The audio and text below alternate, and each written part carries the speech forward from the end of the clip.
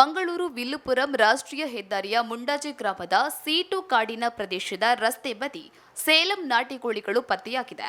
ಇದರಲ್ಲಿ ಸುಮಾರು 50ರಷ್ಟು ಕೋಳಿಗಳು ಸಾವನ್ನಪ್ಪಿದ ಸ್ಥಿತಿಯಲ್ಲಿ ಪತ್ತೆಯಾಗಿದ್ದು, ಸಾರ್ವಜನಿಕರಲ್ಲಿ ಯಾವುದೋ ವಾಹನದಲ್ಲಿ ರೋಗಗ್ರಸ್ತ ಕೋಳಿಗಳನ್ನ ಬಿಟ್ಟು ಹೋಗಿರುವ ಶಂಕೆ ವ್ಯಕ್ತವಾಗಿದೆ. ಇನ್ನು ಅನುಮಾನಾಸ್ಪದ ರೀತಿಯಲ್ಲಿ ಸೀಟು ಪ್ರದೇಶದಲ್ಲಿ ಕಂಡುಬಂದಿರುವ ಕೋಳಿಗಳ ವಿಚಾರ ತಿಳಿದು ಸ್ಥಳಕ್ಕೆ ಭೇಟಿ ನೀಡಿದ ಮುಂಡಾಜೆ ಗ್ರಾಮ ಪಂಚಾಯತ್ ಅಧ್ಯಕ್ಷೆ ರಜನಿ ರವಿ ಕೋಳಿಗಳನ್ನ ಆಹಾರಕ್ಕಾಗಿ ಬಳಸದಂತೆ ಸಾರ್ವಜನಿಕರಿಗೆ ಎಚ್ಚರಿಕೆಯನ್ನ ನೀಡಿದ್ದಾರೆ.